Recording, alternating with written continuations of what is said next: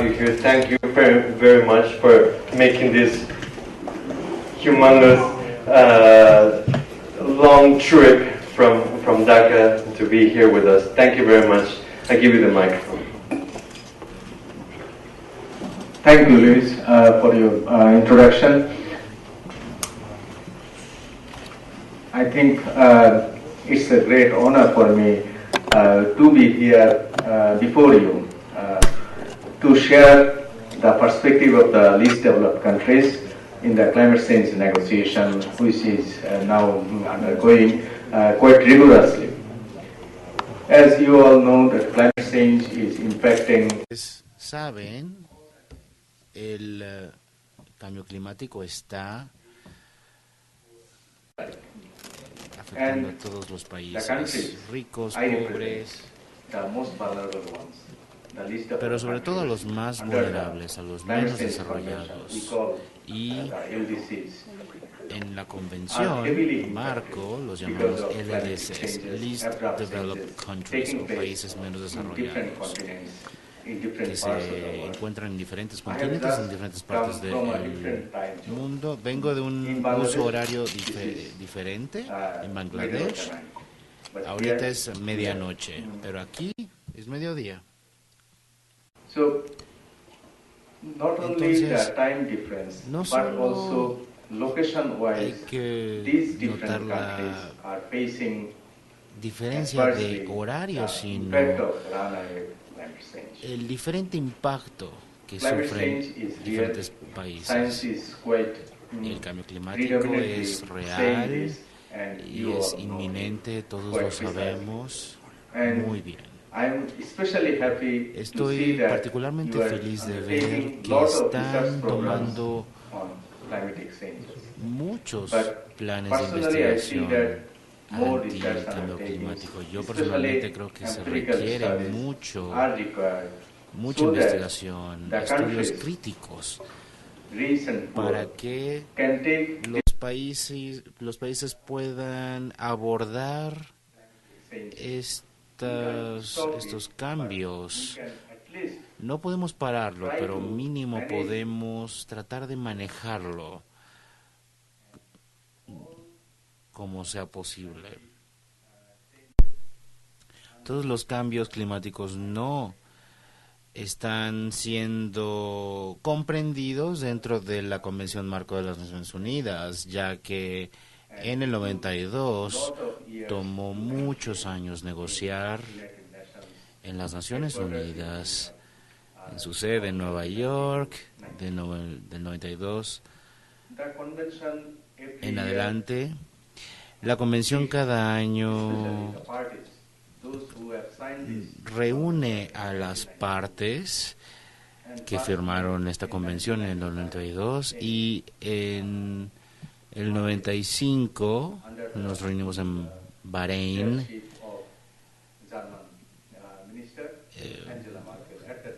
con la presencia y la dirección de Angela Merkel. Ahora es canciller de Alemania. En ese entonces era la dirigente medioambiental de la conferencia.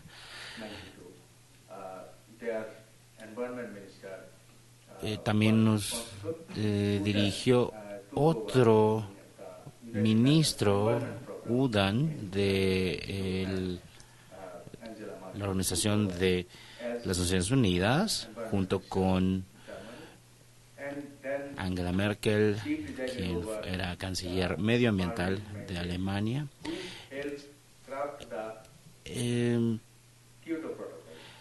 Con base en esta convención se escribió el borrador del protocolo de Kioto en el 97, 5 años después. En ese entonces se acordó por todas las partes, incluyendo a Estados Unidos, que íbamos a establecer el proceso de detención de los cambios climáticos, bajar las emisiones de gases de efecto invernadero por 5%, pero eso no pasó. ¿Por qué? Porque, primero que nada, Estados Unidos no firmó el protocolo de Kioto. Nos reunimos en la bella ciudad de Kioto. Los Estados Unidos de América estaban representados por el vicepresidente Al Gore y le pidió al resto del mundo que hicieran ciertas concesiones, diciendo que el protocolo de Kioto no había estado escrito rigurosamente y que había ciertas brechas. En ese momento se suponía que tenía que ser un protocolo estringente, pero debido a que los Estados Unidos de América en ese entonces pidió muchas concesiones y pidió muchas flexibilidades al escribir el protocolo, sobre todo en lo que se refiere al cumplimiento y a la entrada en vigor del protocolo, pero después no se ratificó por los Estados Unidos. Todos los países, 96, lo ratificaron, pero no los Estados Unidos. Es por eso que el protocolo de Kioto no pudo cumplir sus metas de reducir las emisiones globales por lo menos 5% en relación con los niveles de 1990. Y eso es la historia ahora. Ahora estamos escribiendo el protocolo de París o el acuerdo de París o como se vaya a llamar. Y de hecho se supone que tenemos que referirnos a este acuerdo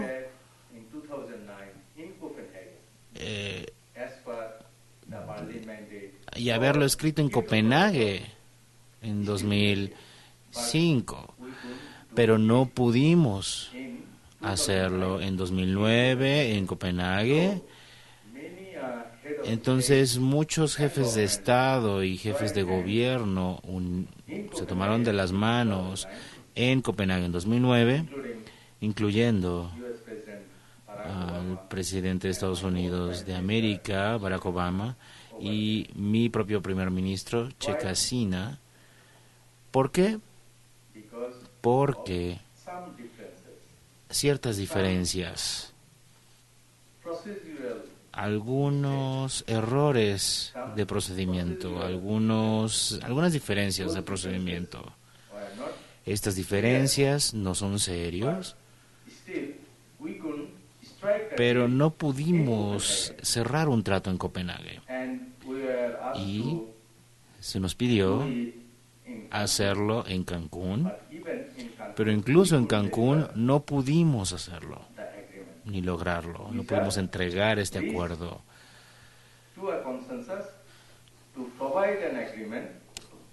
No hubo consenso para lograr este acuerdo sino hasta 2015. Y en el 2011, ¿a qué acordamos? Acordamos todas las partes en participar en este acuerdo de 2015. Entonces, estamos de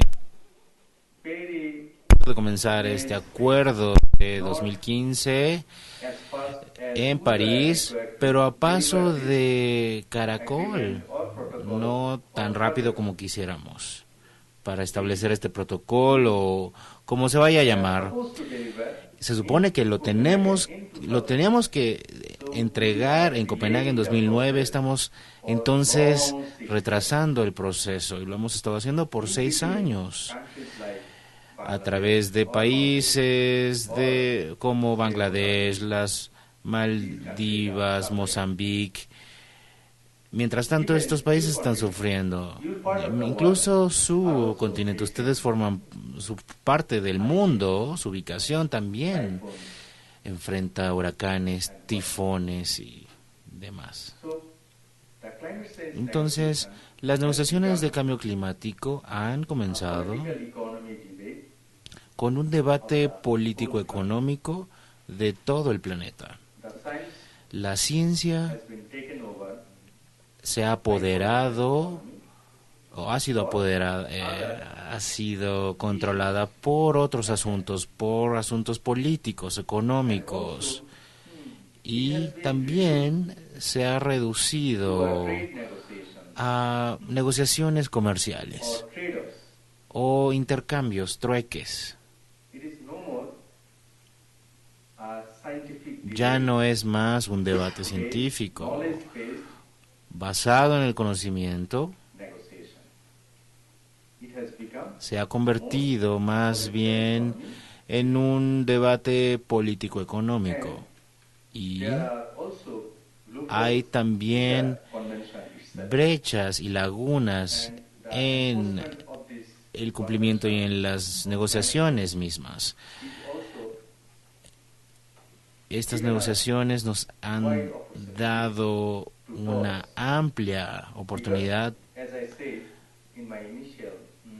para hacer muchas cosas, como mencioné en el principio de mi presentación. El protocolo de Kioto no se escribió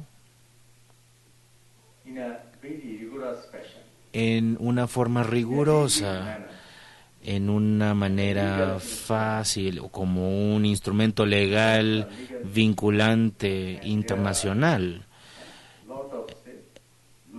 Y hay muchas lagunas, hay muchos hoyos. Y todos los países que tenían que reducir sus emisiones en cierto porcentaje no cumplieron con ese compromiso. Entonces,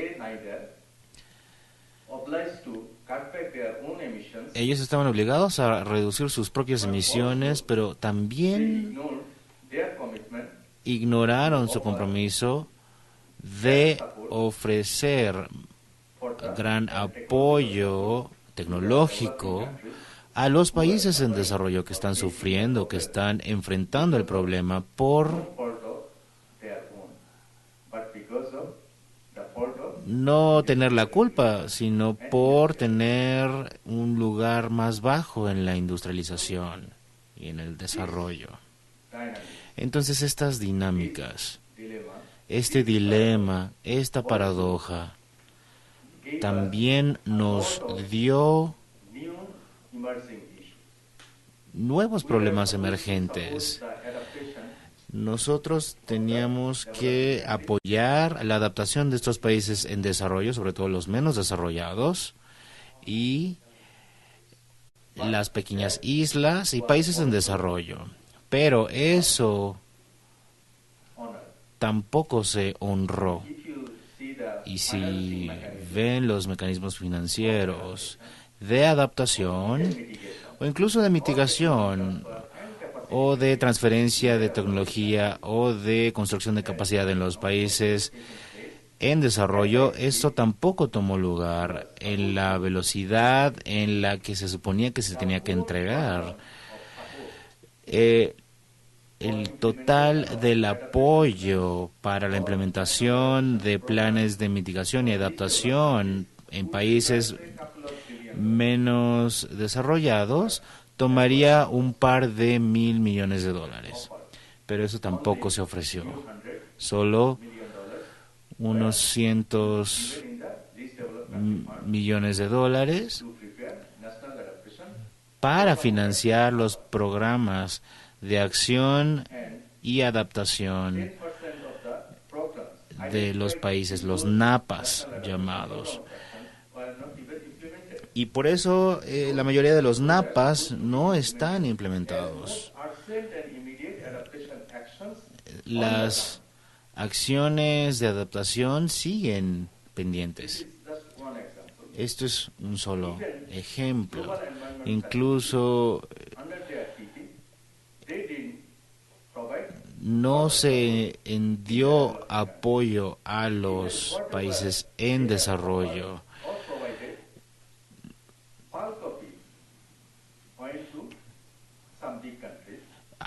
cierto apoyo fue a países grandes como a China, como a través de mecanismos de limpieza, y después a India, y después a Brasil. Entonces, el riesgo de los países en desarrollo es muy grande, y los beneficios de apoyo a estos países podrían ser numerosos los beneficios. Si se dieran las funciones apropiadamente, entonces el mecanismo de limpieza, de desarrollo de limpiezas, sería una historia de éxito en todo el mundo. Pero no se entregó. Incluso programas de implementación bajo el protocolo de Kioto no se hicieron, ni siquiera bajo el entorno comercial. Entonces, es por eso que el protocolo de Kioto no logró recortar las emisiones de gas de efecto invernadero. Los levies o los procesos de limpieza también forman parte de este protocolo de Kioto para apoyar acciones de limpieza en el terreno de países en desarrollo, pero solo se hubieran generado unos cuantos millones de dólares para apoyar esto. Es decir, el mecanismo de mercado no funcionó tampoco, aunque se suponía que tenía que funcionar de manera prolífica, pero se distorsionó. El precio se manipuló, y la política de precios de combustibles con base de carbono se estipuló en el protocolo de Kioto con éxito. Entonces es irónico, son ironías que estamos tratando de negociar ahora con las industrias en los procesos de negociación en esta conversión marco de las Naciones Unidas. Todos estos países están negociando como partes de la convención, no como partes del protocolo, porque algunos de los países no forman parte del protocolo, aquellos que no lo ratificaron.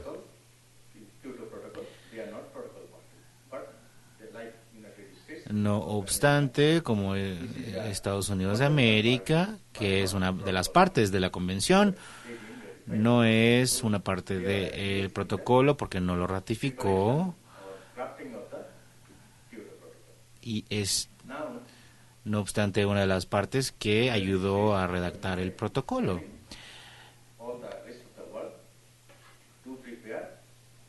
Estados Unidos está impulsando a que el resto del mundo convenga y prefiera este acuerdo de París. Pero la historia nos va a decir que no podremos, o sí podremos lograrlo en la noche del 11 de diciembre de 2015. Esta conferencia de las partes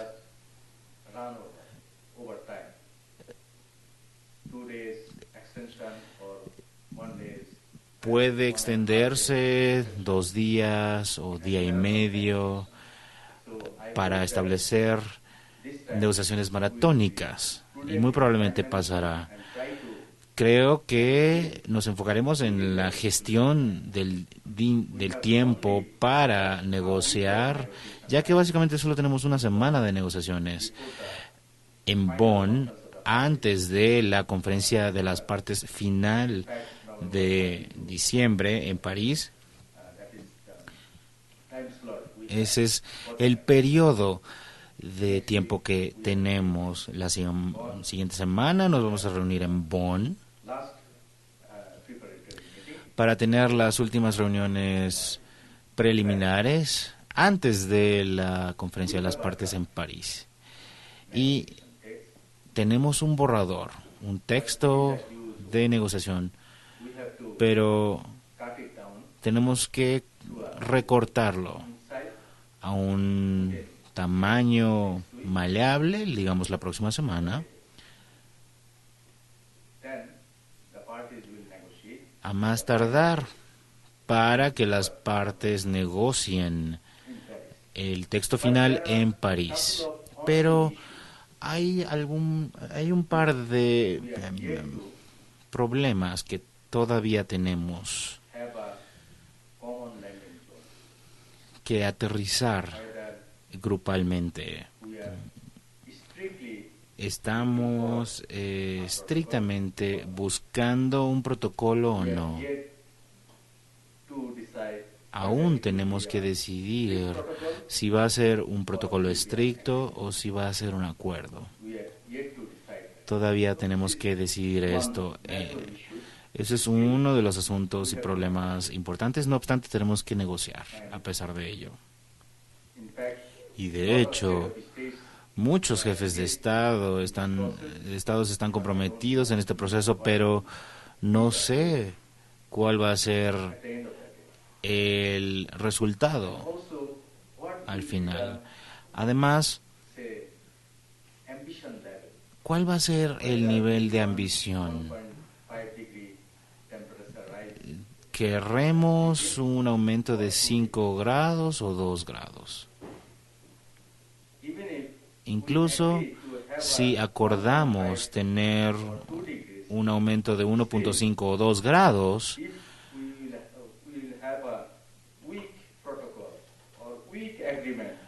esto podría ser a pesar de tener un acuerdo o protocolo flojo, débil.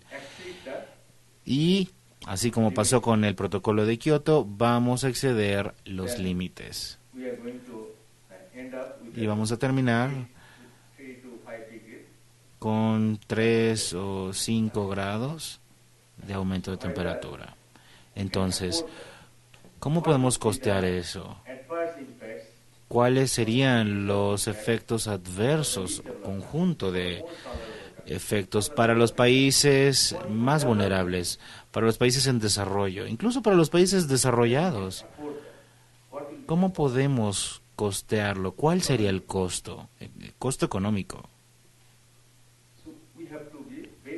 Tenemos entonces que ser muy ambiciosos, sobre todo para determinar este aumento de temperatura, este límite. Aún estamos negociando, aún tenemos flexibilidad, y después hay que preguntarnos si será un protocolo robusto, ambicioso o un acuerdo. Hay algunas partes que quisieran ver un acuerdo muy flojo, sin compromisos, todo voluntariamente. Pero eso le va a dar una mala señal a todo el mundo. ¿Queremos eso?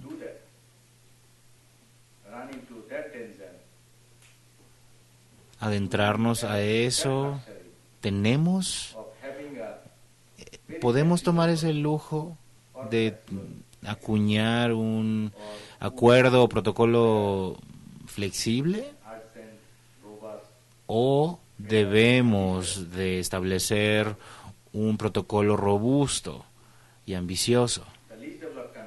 Los países menos desarrollados quisieran ver un protocolo muy fuerte, un protocolo robusto, justo, para que cada país, cada parte gane y para que ninguna esté en el lado perdedor. Este es el territorio donde queremos aterrizar este nuevo protocolo. Por supuesto, debería haber un balance, un equilibrio entre mitigación y adaptación. Porque la adaptación es una función de la mitigación. Conforme más mitiguemos, menos tendremos que adaptarnos. Conforme menos mitiguemos, más tendremos que adaptarnos. Pero la adaptación tiene un límite. Y donde comienza la adaptación, ahí ya hay daños y pérdidas. ¿Cómo podemos incluir estas pérdidas y daños dentro de este protocolo de París? Porque esto es lo central que los países menos desarrollados quieren ver en este protocolo de París.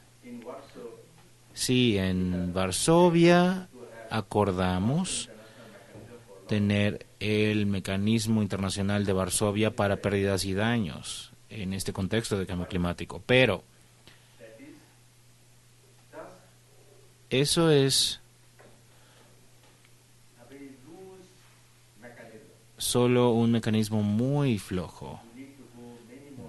Tenemos que ir mucho más allá, sobre todo para establecer un mecanismo internacional de pérdidas y daños en este contexto de cambio climático.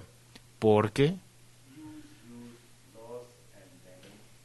las pérdidas y los daños están ya tomando lugar en todos los continentes. Necesitamos tomar las riendas.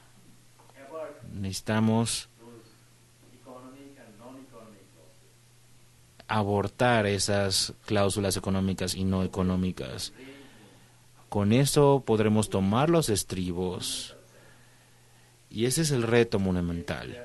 Sí, hay ciertas advertencias. Algunos países desarrollados no quieren ver esto, por ejemplo, compensaciones por pérdidas y daños. Pero si queremos tener un protocolo significativo o acuerdo o tratado, necesitamos explorar alguna alternativa diferente. Pero tenemos que resolver este problema de manera pacífica, de manera cordial, para que cada país sea un ganador, no un perdedor, ante estos cambios climáticos. Y también, ¿qué también podemos escribir la arquitectura y estructura financiera de este tratado? Sí, hemos acordado escribir la creación de este fondo de cambio climático, dando $100 millones cada año hasta el 2020.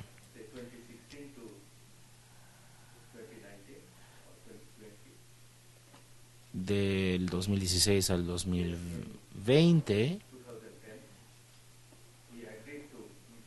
¿qué va a pasar si en 2010 decidimos tener 30 millones del 2011 al 2012 y después acordamos tener un nivel de 30 millones de dólares para 2013? Pero todo esto, estos 6 años, ¿a cuánto tuvieron acceso los países en desarrollo en estos 6 años? ¿Tienen alguna cifra que se les ocurra? ¿Alguien quiere adivinar la cifra? Muchos países dijeron que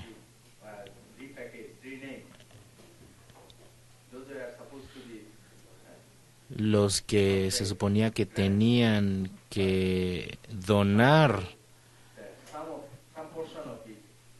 lo hicieron, pero que una porción no iba a ser utilizada para cumplir los compromisos. Necesitábamos fondos adicionales, necesitábamos tener créditos adicionales para apoyar a los países en desarrollo, y es lo que necesitamos en este acuerdo, tratado de París, como sea que lo llamemos. Entonces, hablando desde la perspectiva del Fondo de Cambio Climático, los países más vulnerables necesitan un acceso creíble y fácil para entonces apoyar proyectos de mitigación y adaptación. Y, por supuesto, para adaptación, los países más vulnerables quisieran ver finanzas públicas, no préstamos o créditos, sino fondos atribuidos. Entonces esas son las expectativas de los países menos desarrollados y más desarrollados. Pero también, ¿qué también podemos construir capacidades? Las industrias tienen resiliencia con los países menos desarrollados. Necesitamos mucha investigación, muchos principios legales, muchas innovaciones tecnológicas, pero en los últimos años hemos visto globalmente que esto está disminuyendo para investigaciones de cambio climático. Tenemos también entonces que tomar los controles sobre esto en las negociaciones de París para saciar las expectativas de los países menos desarrollados y más vulnerables del mundo.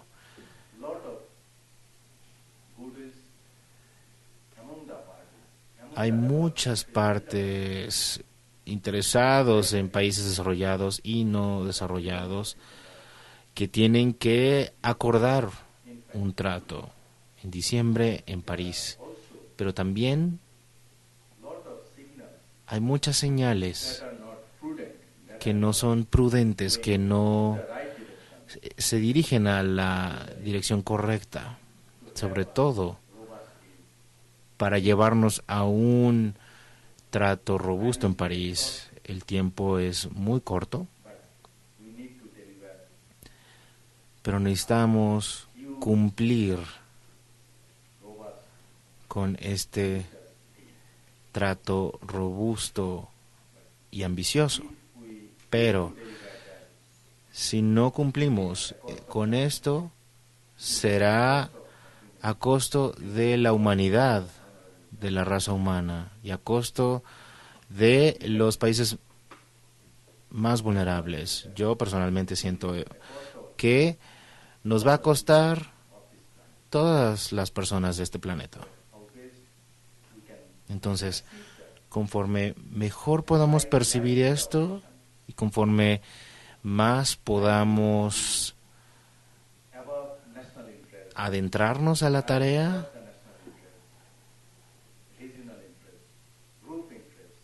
y conforme más podamos elevar los intereses nacionales, locales, globales e internacionales, menos sufrirá la raza humana.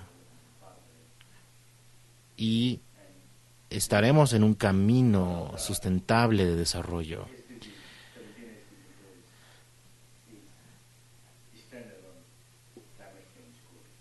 Debemos de caminar todos juntos en contra de este cambio climático. La resolución adoptada en Naciones Unidas para acuñar 17 nuevas metas del milenio de desarrollo para 2016 deben de incluir detener el cambio climático. Tenemos entonces que adentrarnos en la tarea y tratar de tener un trato robusto y ambicioso en París. Con eso quisiera detenerme. Si tienen preguntas, adelante.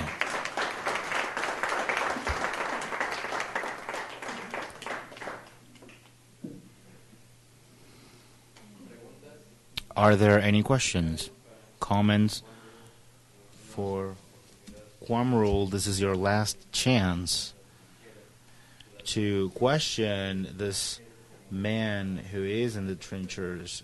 This is the time to do this.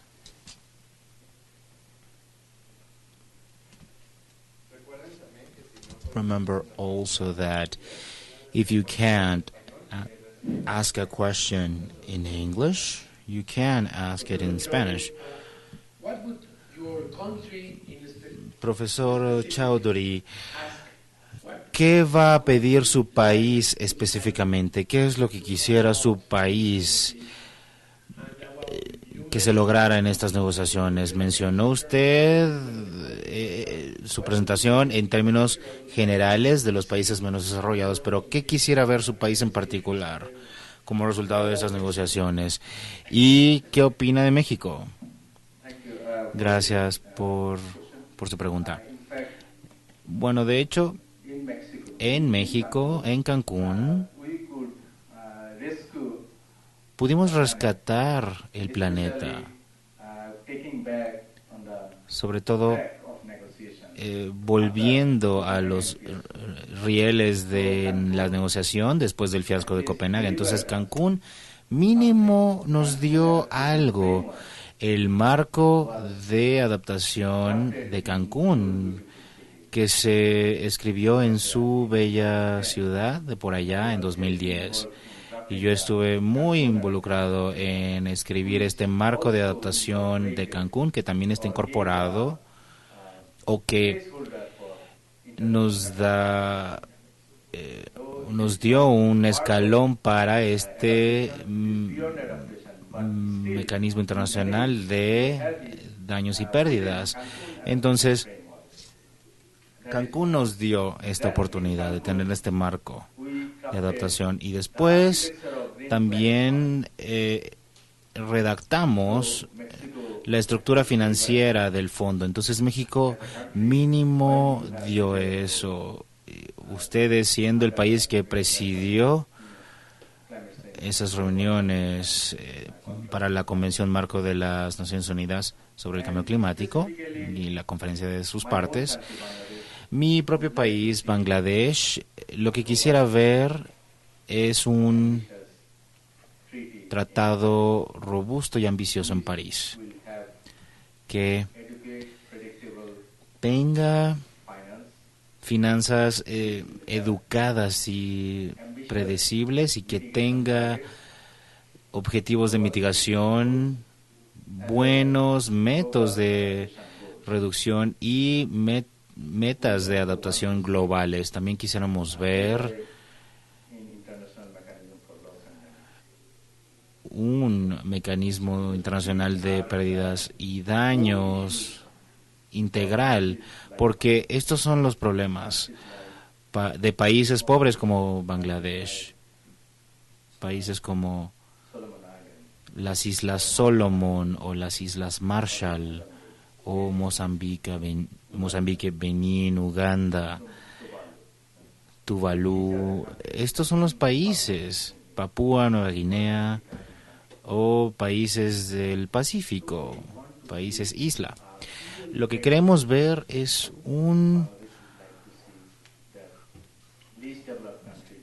algo que rompe barreras. Bangladesh quisiera ver algo que no implique riesgo, un trueque. Queremos ver un acuerdo mejor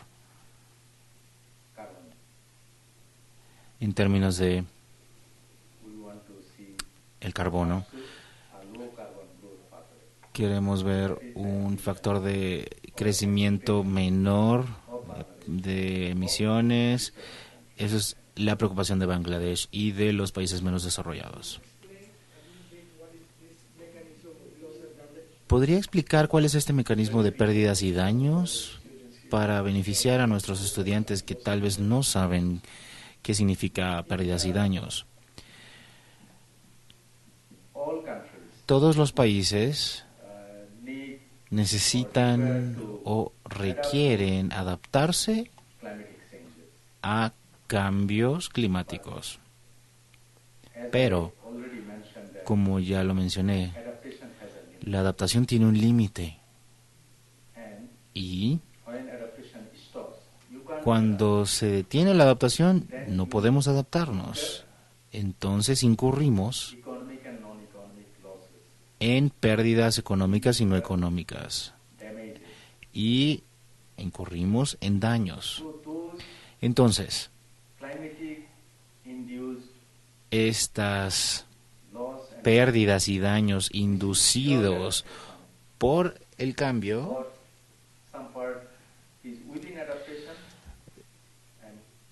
algunas por adaptación y otras más allá de la adaptación, necesitamos negociaciones internacionales sobre en esta convención que atienda estas pérdidas y daños. Por esas pérdidas y daños necesitamos recuperar, volver a ganar, compensar.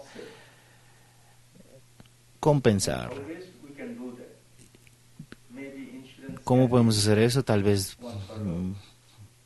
una póliza de seguro puede ser una opción, o puede haber algunas otras opciones. Esos son los mandatos que debemos explorar a través del mecanismo de Varsovia de pérdidas y ganancias. Y eso es lo que acordamos en la cumbre de cambio climático en Varsovia. Pero aún está en una forma muy fluida. Las definiciones aún tienen que acordarse a fondo. ¿Qué es pérdida? ¿Qué es daño? ¿Qué es una economía, una pérdida económica? ¿Qué es una pérdida no económica? Entonces estas definiciones tienen que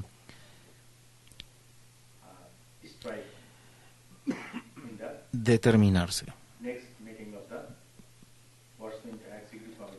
para que en la siguiente reunión del grupo de acción del mandato de Varsovia se hable claramente de esto, y también en la conferencia de París. Pero eso se tiene que negociar todavía, y esto se tiene que acordar todavía.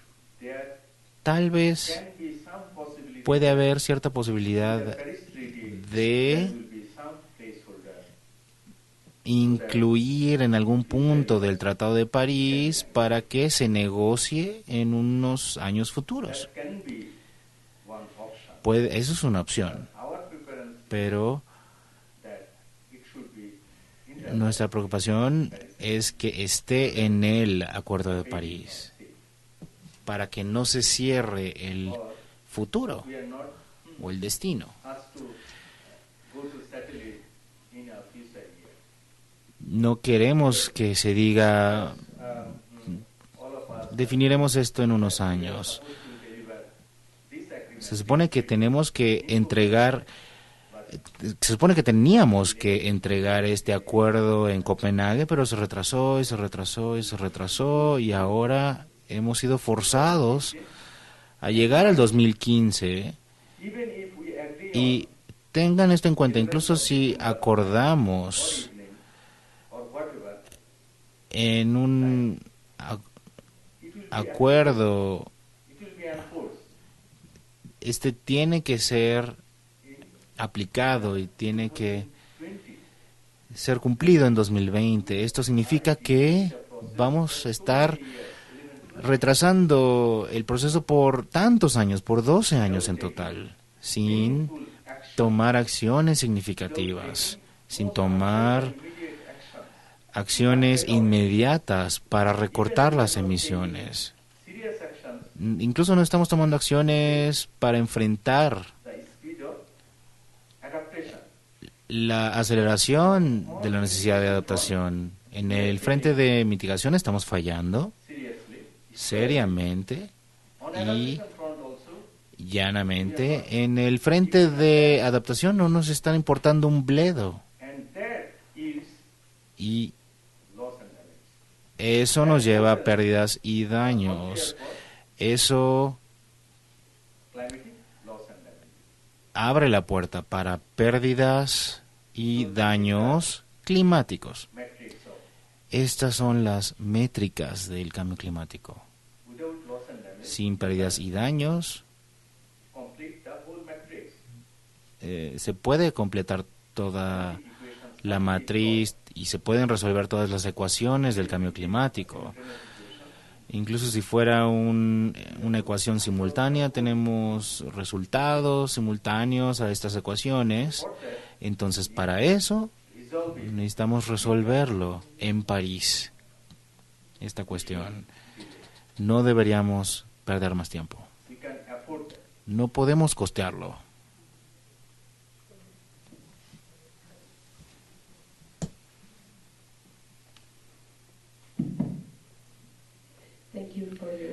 Gracias por su visita, gracias por sus palabras y por su largo viaje para llegar aquí e ilustrarnos en este proceso tan largo.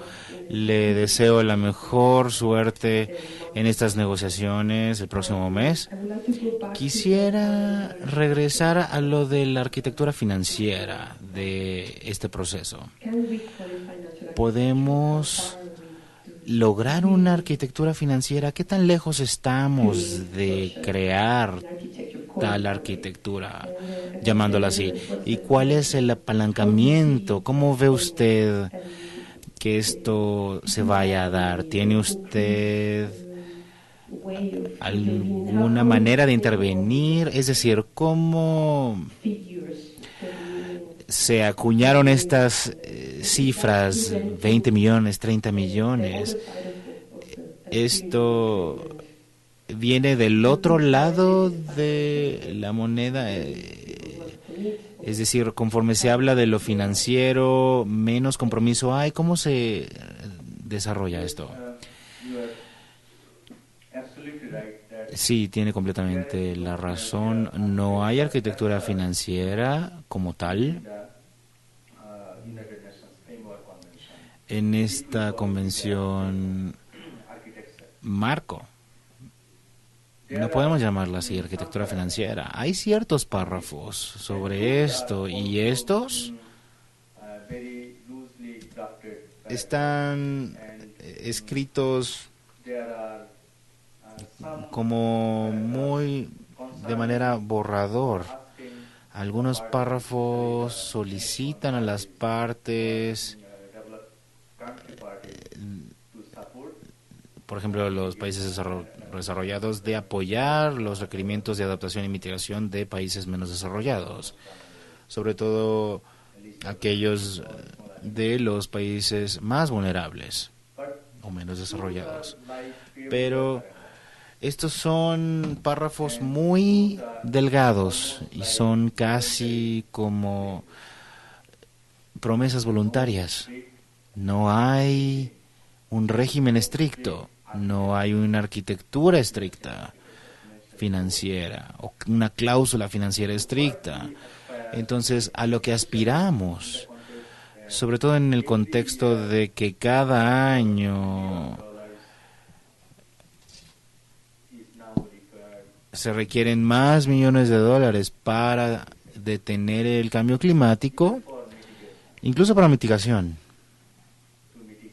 Para mitigar se requiere, todos los países del mundo actualmente requieren cada año de 3 a 4 trillones de dólares si queremos recortar nuestras emisiones globalmente. Si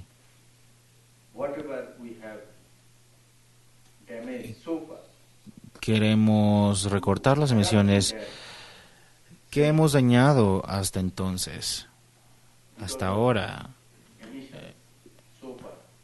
por las emisiones hasta ahora en las atmósferas, necesitamos cada año de 2 a 3 trillones de dólares globalmente.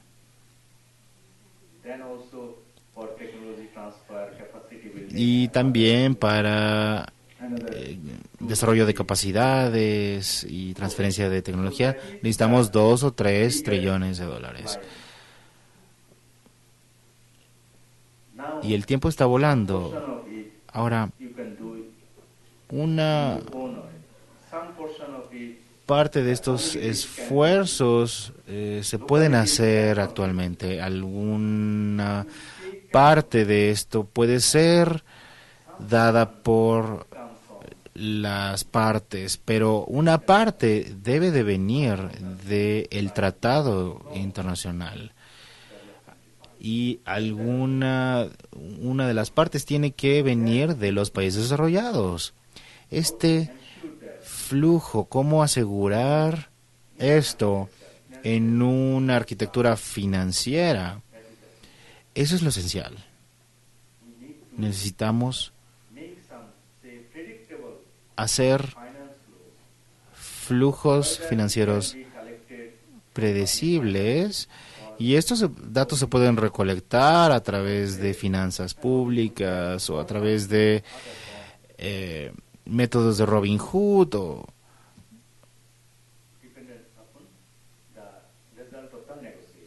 que deben ser el resultado de las negociaciones entre los líderes de gobierno.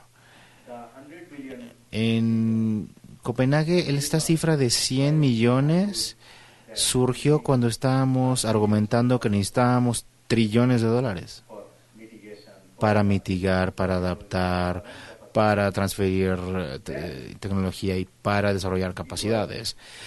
Entonces, surgió muy rápido en la conversación con el presidente estadounidense de Obama y el primer ministro. Salió esta cifra y fue una cifra aproximada, no se analizó en realidad. Y en ese entonces se acordó en Copenhague que íbamos a tratar de conseguir dinero generado por los países desarrollados a través de un tratado internacional, Fondo Verde Anticambio Climático, así se llamó. Y si vemos el texto de las negociaciones, o si analizamos las conversaciones y el discurso de las negociaciones, les sorprendería darse cuenta que en ese lugar, en ese sitio, en esa conversación, se diluyó, y ese párrafo se diluyó. Y ahora el fondo del sector privado y los negocios y las compañías también están perforando esto. Inicialmente, no obstante, era la intención del presidente estadounidense y el primer ministro británico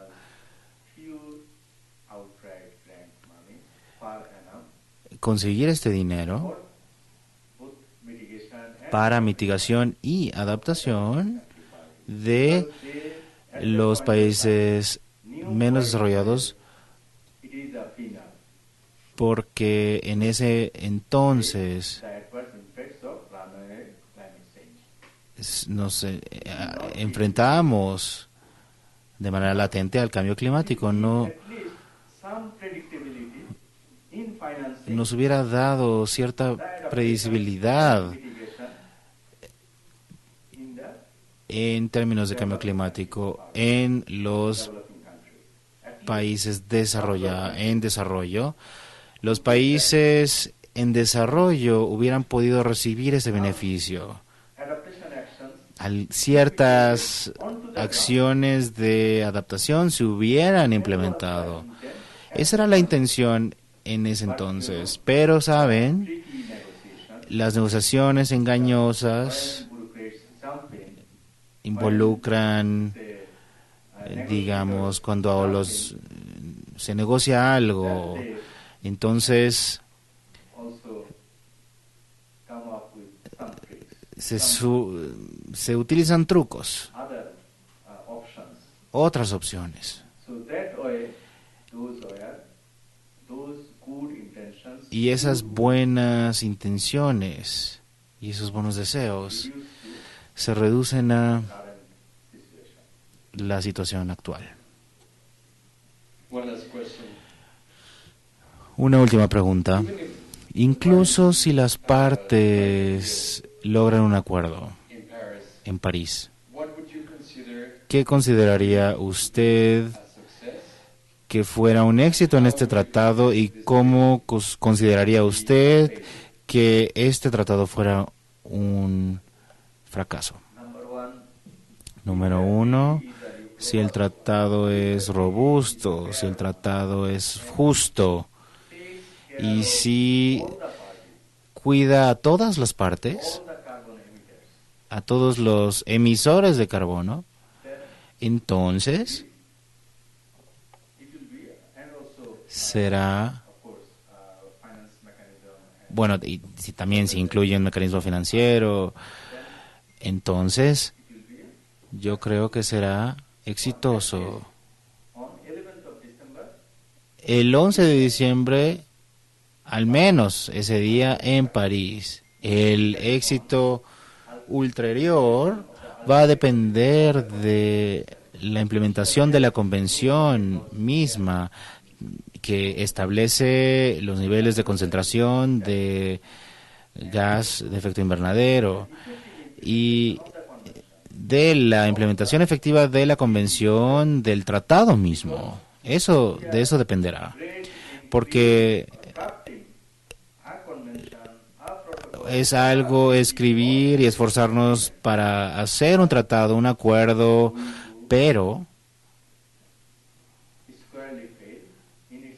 tenemos que también enfocarnos en una implementación efectiva. Eso es lo que hemos estado viendo, la tragedia que hemos estado viendo a lo largo de los años en el mundo.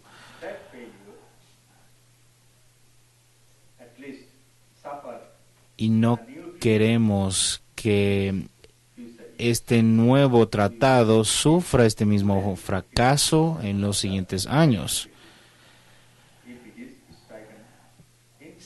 Es decir, una cosa es el tratado que se logre, sí se logra en París, pero se va a implementar de 2016 en adelante.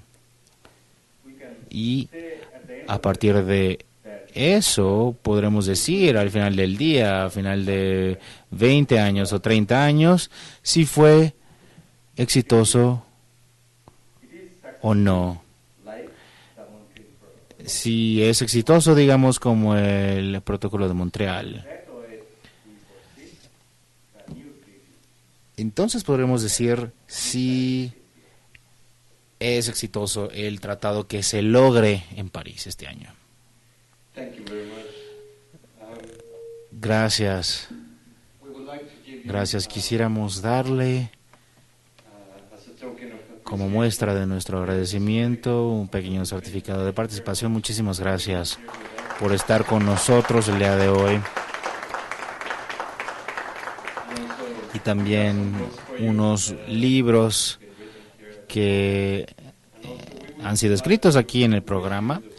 Y quisiéramos desearle la mejor de las suertes y el mejor de los éxitos en sus siguientes negociaciones, porque no solo representa a los países menos desarrollados, sino que representa a todos aquí que quieren y que necesitan acciones en contra del cambio climático. Lo necesitamos en las negociaciones. Gracias. Y vengo aquí, no represento a los países menos desarrollados, a ningún grupo, a todos ustedes, a ustedes los represento, a la gente, porque es nuestro sueño, es nuestra aspiración común, nuestra esperanza común, ver un planeta que se asegura para las siguientes generaciones. Y a nivel internacional voy a portar esa bandera y ustedes también deben de compartir ese mensaje con el resto del mundo para que podamos ayudar al logro de un nuevo tratado, a un nuevo protocolo en París. Les deseo a ustedes la mejor de las suertes y queremos su apoyo para lograr ese trato en diciembre. Gracias.